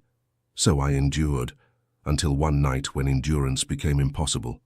This was it, the moment of truth she had dreaded and postponed. Rebecca took a deep breath. William had lost heavily again. He returned home drunk and in a vicious temper. Sophie was bringing my evening tea when he burst into my room. She swallowed hard. He began to beat me with his riding crop. When Sophie tried to intervene, he struck her as well. Something in me broke, James. Years of fear and humiliation culminated in that moment. I grabbed a heavy silver candlestick from my dressing table and struck him. James's expression was grim, but not judgmental. Self-defense is no crime, Rebecca. It became one when he fell, striking his head on the marble fireplace hearth. Her voice was barely a whisper now. He died instantly. The silence that followed her confession seemed to stretch endlessly. Rebecca couldn't bear to look at James, certain she would see horror or disgust in his eyes. "What happened then?" he finally asked, his voice carefully neutral. Sophie and I panicked. We knew that even with the years of abuse, I would likely be charged with murder. William had been careful to limit his violence to times when there were no witnesses beyond the servants, who would not be considered reliable against a peer's word, and he had friends in influential positions who would ensure I received no mercy. She rose and began pacing, relieving the tension that had built within her. We made a desperate decision. William had been planning to go riding early the next morning. We dressed him, carried him to the stables, and arranged for him to be found on the grounds, as though he had been thrown from his horse and suffered a fatal head injury. And no one questioned this. The local doctor had treated William for injuries from falls before. He was a notoriously reckless rider, especially when drunk, and the head injury was consistent with such an accident. She paused. But we were terrified that someone might discover the truth. So after the funeral, I claimed I couldn't bear to remain at Briarwood with its memories. We fled to Italy, where no one knew us or our circumstances. James was silent for a long moment, absorbing the full weight of her confession. Rebecca waited, her heart pounding for his judgment. "So this is the secret Richard believes he has uncovered," he finally said. "Yes. If he can prove that William died by my hand rather than by accident, I would lose all claim to Briarwood. More importantly, I could be tried for murder." She looked at him directly now. "Do you understand now why I said your feelings might change when you knew the truth? I am, by the strictest definition, a murderess." James rose and crossed to where she stood. "You are a woman who defended herself against brutal treatment after years of endurance. William's death was an accident born of his own cruelty. The law may not see it that way. Then the law is wrong," he stated firmly. "Rebecca, nothing you have told me diminishes my regard for you. If anything, knowing what you have survived only increases my admiration for your strength and dignity." She searched his face for any sign of revulsion or judgment, finding none. "You cannot mean that. The scandal alone would destroy your position in society. My position can withstand far worse than the revelation that the woman I love defended herself against a monster." The words escaped before he could consider them, but once spoken he did not retract them. "Yes, Rebecca, I love you. I believe I began falling in love with you the moment you refused to dance with me at the Ashford ball." Rebecca's eyes filled with tears. "James, you mustn't. I'm not free to love or be loved. This shadow will always hang over me. Only if we allow it to." He took her hands in his. "Richard Stewart is a bully and an opportunist. Whatever evidence he thinks he has, we can counter it. Together." "How?" Her voice broke on the word. "If he has found someone who knows the truth, a servant from Briarwood perhaps, or someone in Italy who observed us, then we will deal with that person directly." James's expression hardened with determination. "I have resources and connections that Richard cannot match. More importantly, I have the truth of who you are. A woman of extraordinary courage and principle who has endured more than anyone should have to bear." For the first time since William's death, Rebecca allowed herself to imagine a future not defined by fear and secrecy. The possibility of happiness, of love, with this man who stood before her, offering not judgment, but protection and understanding, seemed almost too precious to contemplate. "I don't deserve such loyalty," she whispered. "I deserve that and far more." His voice was gentle but firm. "Now will you allow me to help you face Richard and end his threats once and for all?" After a moment's hesitation, Rebecca nodded. "Yes." The simple word carried the weight of years of solitary struggle. In that moment, something shifted between them. A barrier falling, a bridge forming over the chasm of her fears. "There's something else I need to tell you," James said, his expression softening. "Something I had planned to say under different circumstances, but which seems even more important now." Rebecca looked at him questioningly. "I meant what I said about courting you properly, Rebecca, but I find I cannot wait for the traditional progression of such things." He took a deep breath. "I am asking you to marry me, not out of pity or protection, though I offer both if needed, but because I love you and cannot imagine a future without you by my side." The proposal, so unexpected after her devastating confession, left Rebecca momentarily speechless. "James, you cannot know what you're saying. The risk is mine to take," he interrupted gently, "and I take it gladly. There would always be those who might discover the truth. Let them try." His smile held a hint of the ruthlessness that had made him so formidable in business. "I protect what is mine, Rebecca, and I want you to be mine as I would be yours completely and without reservation." The depth of emotion in his eyes, this man who had once been known for his coldness, moved her beyond words. Rebecca felt something breaking open within her, like spring thaw after a long winter. The walls she had built around her heart began to crumble. "Yes," she whispered, then more firmly, "Yes, I will marry you." James's face transformed with joy. He pulled her into his arms, holding her as though she were precious beyond measure. "You have made me the happiest of men," he murmured against her hair.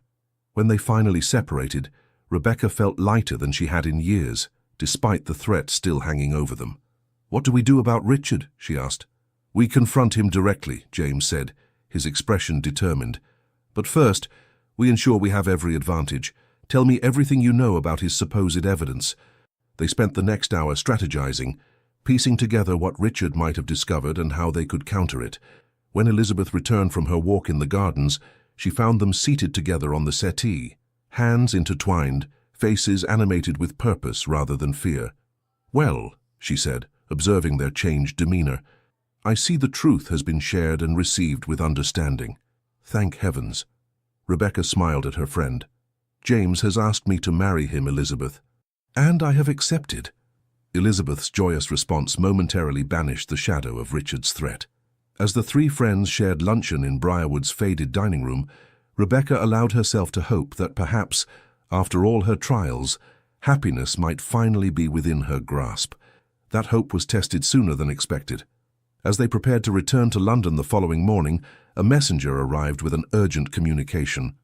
Richard Stuart had called a meeting of the Stuart family trustees for the following day, with the stated purpose of presenting evidence that would disqualify Rebecca from inheriting Briarwood. "He's moving quickly," James observed grimly as they read the message in the morning room. "He must be confident in whatever evidence he believes he has." "What do we do?" Rebecca asked, fighting to maintain her composure. "We proceed as planned." James's voice was calm, steadying. "I'll send word ahead to Lord Blackwood. He has connections in the Home Office that may prove useful, and I'll arrange for my solicitor to be present at this meeting." "I should be there as well," Rebecca insisted. "I won't hide while my future is decided by others." James studied her face, noting the determination that had replaced fear. "Very well. But you will not face Richard alone. I will be at your side throughout." The journey back to London was marked by a tension that even Elizabeth's attempts at light conversation could not dispel. Upon their arrival, James escorted Rebecca to her townhouse before departing to set their plans in motion. "Try to rest," he urged, kissing her hand in farewell. "Tomorrow will require all your strength. Will you come to me tonight?" "Before the meeting?" she asked, suddenly reluctant to let him go. "Of course. We will face this together, Rebecca. You are no longer alone." As James's carriage pulled away, Rebecca was struck by the profound truth of his words. After years of solitary struggle, she had found not just an ally, but a partner who saw her completely, her strengths and her flaws, her courage and her fear, and loved her not despite but because of who she truly was. That evening, as promised, James returned to her townhouse. He brought with him Lord Blackwood, whose quiet competence and evident loyalty to James were reassuring. The three of them, joined by Elizabeth, reviewed their strategy for the following day's confrontation. "Richard has requested that a representative from the magistrate's office be present," James informed them. "He clearly intends to make this a legal matter rather than merely a question of inheritance. Rebecca paled but maintained her composure. "He means to have me arrested." "He will not succeed," Lord Blackwood stated with quiet confidence. "I've made certain arrangements that should prevent such an outcome." The mysterious assurance in his tone prompted a questioning look from Rebecca. "Edward has certain connections that often prove invaluable in delicate situations," James explained. "It's better for all concerned if the details remain vague." The rest of the evening was spent in careful preparation. By the time James and Lord Blackwood departed, Rebecca felt as ready as she could be for whatever the next day might bring. Still, sleep eluded her as she lay in her bed, staring at the ceiling and contemplating how swiftly her life had changed, from lonely exile to the promise of love and partnership, all under the shadow of a threat that could still destroy everything.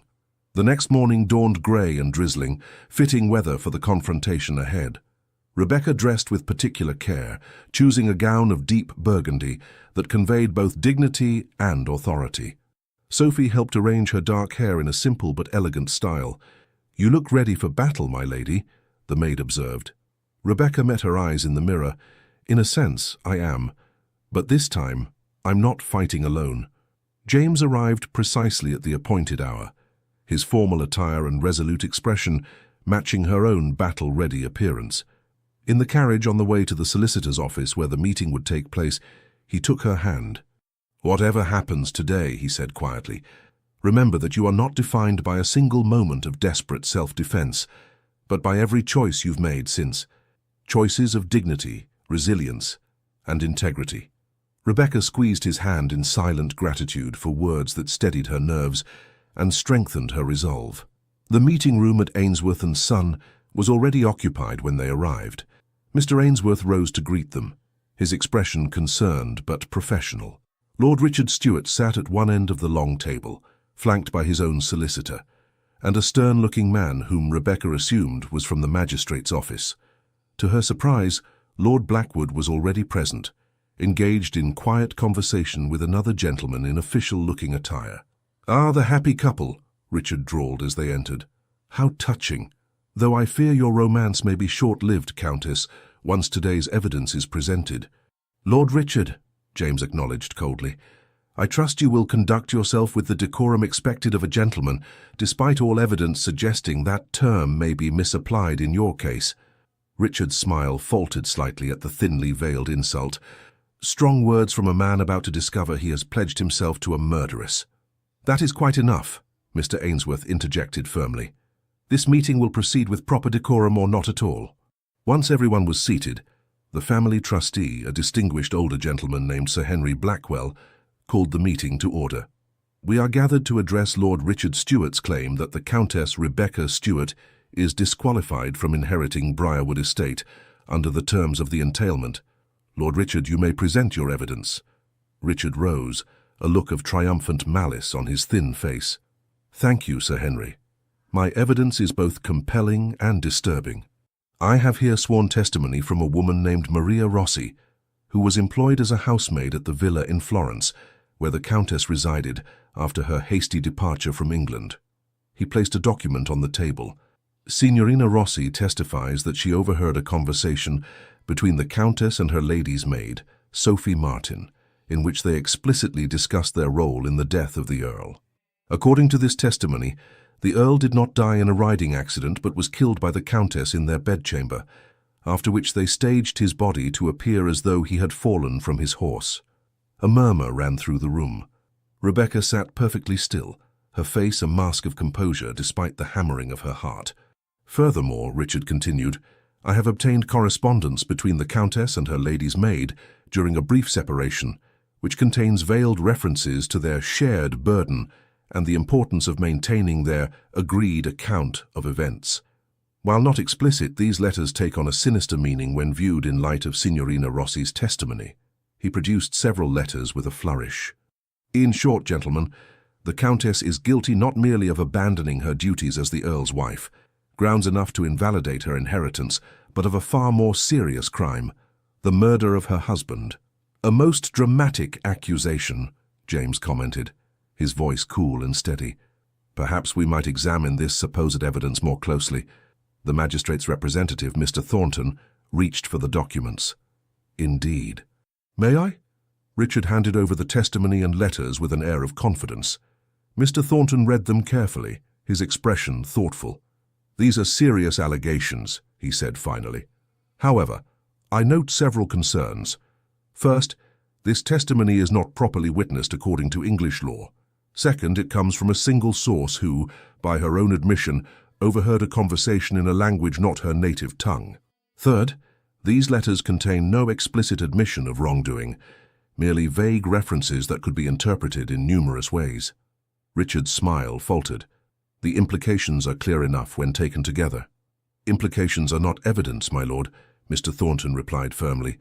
Moreover, I understand from Lord Blackwood that Signorina Rossi has a rather questionable reputation in Florence. Is that correct, Lord Blackwood? Edward nodded. Indeed. My inquiries revealed that she was dismissed from several households for theft before being employed at the villa. Moreover, she has a history of providing testimony in legal matters in exchange for financial compensation. Richard's face darkened. That doesn't negate what she heard. Perhaps not, James interjected smoothly.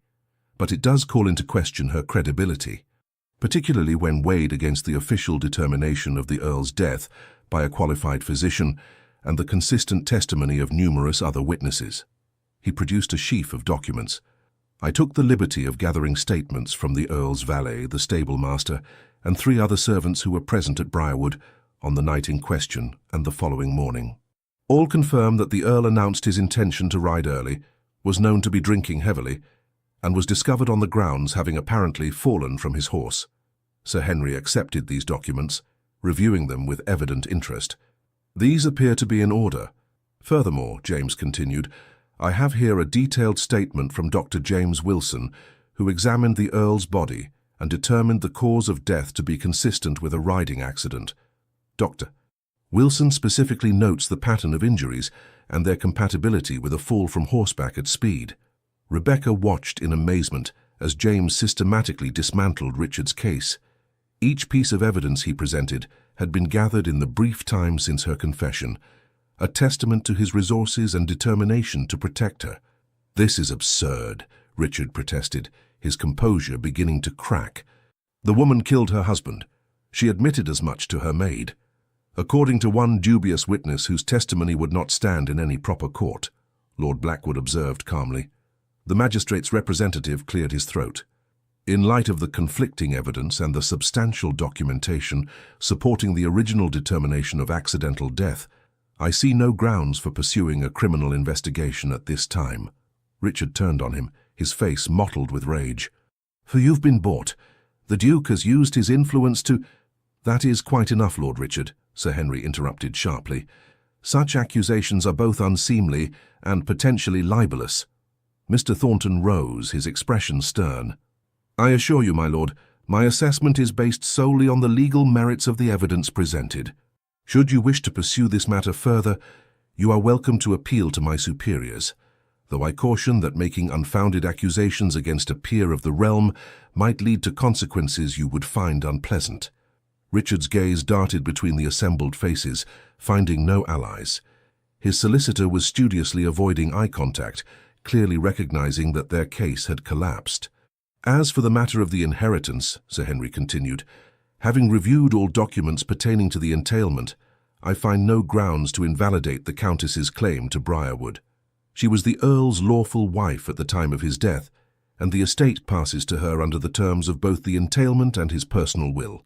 He closed the folder before him with finality. Furthermore, Lord Richard, I must express my grave concern about your methods in pursuing this claim. Attempting to malign the reputation of a widow through such questionable means is beneath the dignity of your position. Rebecca sat in stunned silence, scarcely able to believe that the threat hanging over her for 3 years had been so decisively neutralized. Beside her, James squeezed her hand gently, his expression one of quiet triumph. Richard, his face now ashen with fury and humiliation, glared at Rebecca. "This isn't over," he hissed. "Your secrets will come to light eventually." Before anyone could respond to this threat, Lord Blackwood spoke, his voice deceptively casual. Speaking of secrets, Lord Richard, I've recently been in communication with a certain gentleman in Brussels who has quite interesting tales to tell about your activities there last year. Something about forged promissory notes and a married countess. Most fascinating. I'm sure society would find these stories most enlightening.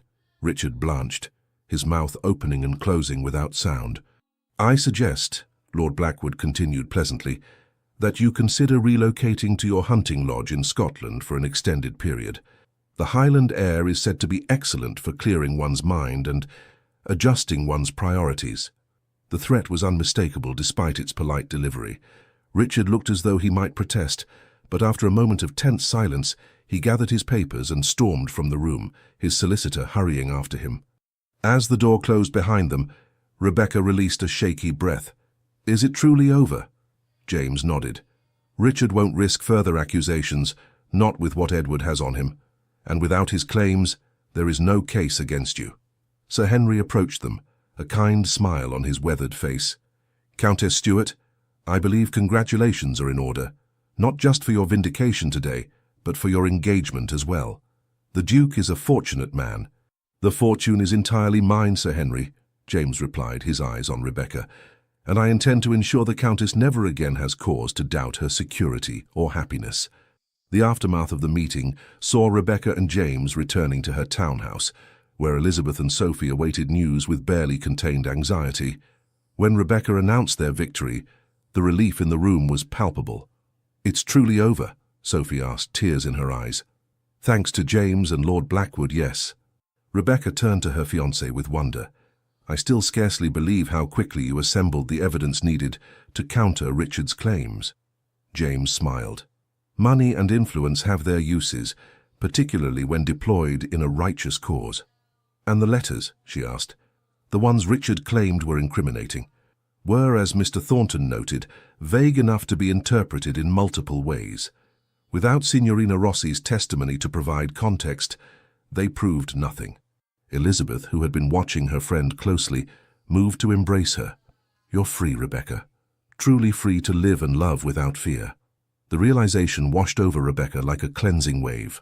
For the first time since that terrible night at Briarwood, she could look to the future without dread. The secret that had weighed so heavily upon her had been shared and accepted by the man she loved, and the threat of exposure neutralized. "There's just one matter left to address," James said, taking her hand. "Briarwood requires significant investment to restore it to its former glory. I propose we begin those improvements immediately as our wedding gift to each other." Rebecca looked at him in surprise. "You wish to live at Briarwood, not Harrington House? I thought we might divide our time between the two, Harrington House for the London season and Briarwood for the remainder of the year." His expression grew serious. "Unless you prefer to sell Briarwood and leave those memories behind entirely." Rebecca considered the question thoughtfully. "No," she decided. "Briarwood deserves a chance at new memories, happier ones, and perhaps in time the sound of children's laughter in those halls." The joy that lit James's face at these words confirmed that she had made the right choice, not just about Briarwood, but about trusting this man with her heart and her future. Their wedding took place 6 weeks later, in the small church on the Briarwood estate. It was a quiet affair by aristocratic standards, attended only by close friends and those servants who had remained loyal through the difficult years. Elizabeth served as Rebecca's matron of honor, while Lord Blackwood stood as James's best man. As Rebecca walked down the aisle toward her future husband, she marveled at the journey that had brought her to this moment. From the terrified young bride she had been, to the desperate widow fleeing to Italy, to a woman who had found the courage to face her past and embrace a future built on truth and love. Each step, however painful, had led her here. James watched her approach, his expression one of undisguised adoration. In his eyes, Rebecca saw not the notorious Duke who had first approached her at the Ashford ball, but the man who had proven himself worthy of her trust and her heart, a man who had seen her at her most vulnerable and loved her more deeply for it. "Dearly beloved," the vicar began as they stood before him, hands joined and hearts united. In that sacred moment, as they pledged themselves to one another, Rebecca silently released the last vestiges of fear that had defined her life for so long. The past would always be a part of her story, but it no longer had the power to determine her future. As they emerged from the church as husband and wife, the sun broke through the clouds that had threatened rain all morning, bathing Briarwood's grounds in golden light, a fitting symbol for the new beginning they had created together. "Are you happy, my love?" James asked softly as they stood receiving the congratulations of their guests. Rebecca looked up at him, her heart so full it seemed impossible to contain such joy. "More than I ever believed possible," she replied, "and more than I ever dared hope for." In the months and years that followed, Briarwood was indeed transformed, not just physically as James's resources restored the estate to its former splendor and beyond, but spiritually, as the shadows of the past gave way to the light of new beginnings. 2 years after their wedding, the sound of a child's laughter echoed through those once silent halls, fulfilling Rebecca's hope for Briarwood's future. Their daughter, Victoria Elizabeth, was soon joined by a brother, Charles Edward, completing the family that both Rebecca and James had once thought beyond their reach. London society eventually tired of speculating about the remarkable transformation of the Duke of Harrington from notorious rake to devoted husband and father. Those closest to the couple, however, understood that it was not a transformation but a revelation of the man James had always been beneath the cynical facade, and of the love Rebecca had never stopped believing in, despite the cruelties she had endured. On warm summer evenings, they would often sit together on the terrace overlooking Briarwood's gardens, watching their children play among the roses while discussing the day's events or their plans for the future. "Do you ever regret it?" Rebecca asked on one such evening, the 5th anniversary of their wedding. "Taking on my burdens, my past." James took her hand, pressing a kiss to her palm with the same tenderness he had shown since the beginning of their love. "Not for a single moment. You gave me far more than I gave you, a reason to be better than I was, a family I cherish above all else, and a love I never believed existed outside of poetry." As the sun set over Briarwood, painting the sky in hues of gold and rose, Rebecca leaned against her husband's shoulder, surrounded by the life they had built together, a life founded on honesty, redemption, and the transformative power of love that sees beyond masks and mistakes to the truth of the heart within. For the mysterious countess who had arrived at a London ball amid gossip and murmurs, and the relentless duke who had asked, "Who is she?" had discovered together the answer to a far more important question, not who they had been, but who they could become when brave enough to reveal their true selves to each other. And in that revelation, they had found not just passion or companionship, but the rarest and most precious gift of all, a love strong enough to heal the wounds of the past and build a future neither had dared to imagine. The end. Dear listener, in the drawing rooms of London society, they believed they knew James and Rebecca completely, a rake who would never change, a widow with secrets too dark to share. How easily we place others in boxes, don't we? How comfortably we decide their stories have already been written. But what truly transforms Rebecca and James's tale from mere romance to profound wisdom is this: they refuse to let others define their possibilities. The most revolutionary act in their story isn't their passion or even their courage. It's their magnificent defiance against the notion that people cannot fundamentally change, cannot begin again, cannot surprise even themselves with who they might yet become. Isn't this the unspoken battle many of you face each day? The silent struggle against a world that attempts to diminish your horizons simply because of the number of candles on your birthday cake. How splendidly you prove them wrong. With every new interest you pursue, every bold fashion choice you make, every unexpected opinion you express, you shatter these artificial limitations. Like Rebecca stepping confidently into that ballroom despite the whispers, you claim your rightful space in a world that would prefer to render you invisible. Society tells a story about aging that is tragically incomplete. It speaks of what is lost, but remains stubbornly silent about what is gained. The exquisite freedom to care less about judgment and more about joy. The hard-won ability to distinguish between genuine connection and mere appearance. The courage to finally become who you truly are rather than who others expected you to be. This is the true inheritance of your years, not diminishment, but emancipation. So wear that vibrant color that makes your eyes shine. Voice that unconventional thought you've been holding back. Pursue that unexpected passion that makes your heart race. Declare your love without reservation. Start that ambitious project everyone says is too much at your age. The most powerful message of Rebecca and James's journey is that our final chapters can be our most authentic, our most daring, our most truly alive. The greatest adventure of your life may not lie behind you in memory, but ahead of you in glorious possibility. Tonight, as you close your eyes, remember, it is never too late to surprise the world with who you might yet become. With boundless faith in your continuing story. Legends of the Fall Team. Thank you for staying with us to the end. If this story gave you hope, a smile, or a quiet moment of courage, please subscribe, like, comment, and share. Your kindness truly keeps us motivated, from the heart, to keep writing tales filled with love, redemption, and surprising turnarounds. And don't miss what comes next. At the end of this video, another story from our channel will appear.